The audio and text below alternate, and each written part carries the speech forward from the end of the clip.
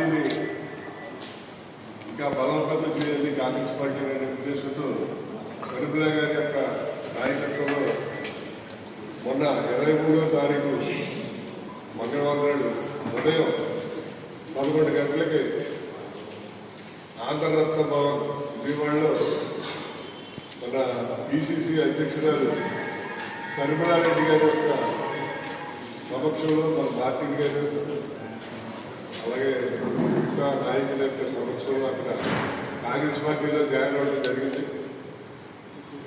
మీ అందరికీ తెలుసు, మధ్య కాంగ్రెస్ పార్టీలో నేను టౌన్ సెక్రటరీ నుంచి రాష్ట్ర సెక్రటరీ వరకు అనేక హోదాల్లో పదవులు నిర్వహించడం జరిగింది. అలాగే సేవలందరికీ కూడా చాలా కార్యక్రమాలు చేయడం కూడా జరిగింది.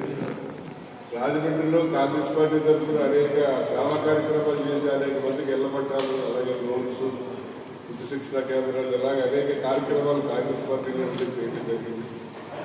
రాజశేఖర రెడ్డి గారు చనిపోయిన తర్వాత వాళ్ళ అబ్బాయి ఒంటరిగా ఉన్నాడు. అతనికి మనం కూడా చేదోడుగా ఉండాలని చెప్పి వైఎస్ఆర్ కాంగ్రెస్ పార్టీలోకి ఆయనతో పాటు జగన్ గారితో పాటు పిసిసి సెక్రటరీగా రిజైన్ చేసి వైఎస్ఆర్ పార్టీలో వెళ్ళడం జరిగింది.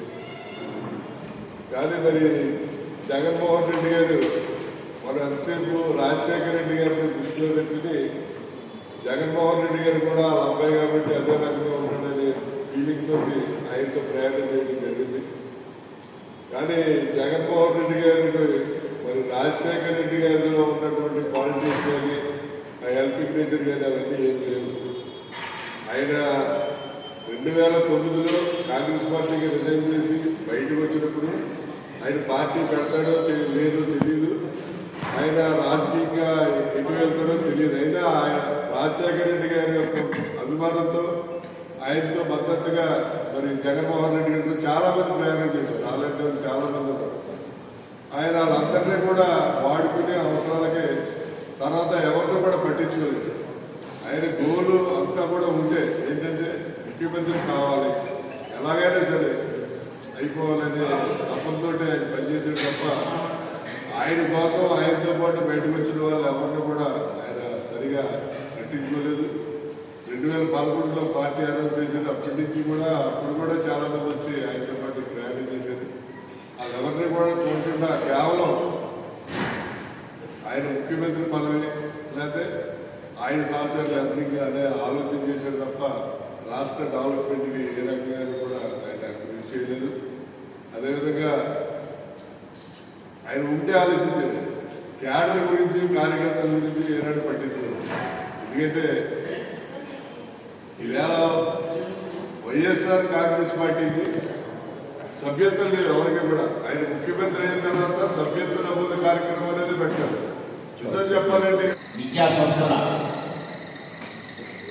యజమానిగా రాజకీయంగా విశేషమైన అనుభవం శ్రీ టీకే విశ్వేశ్వరరెడ్డి గారు ఈరోజు మా కాంగ్రెస్ పార్టీలో జాయిన్ అవ్వడం జరుగుతుంది. ఈ సందర్భంగా వారిని సాధారణంగా కాంగ్రెస్ పార్టీలోకి ఆహ్వానిస్తూ వారికి అభినందనలు తెలియజేస్తూ రాబో రోజుల్లో కాంగ్రెస్ పార్టీకి వారు విశేషమైన సేవలు అందించి ఇక్కడ కాంగ్రెస్ పార్టీ బలపడటానికి ఆయన శక్తివంతమైన కృషి చేయాలని చేస్తారని ఆశిస్తూ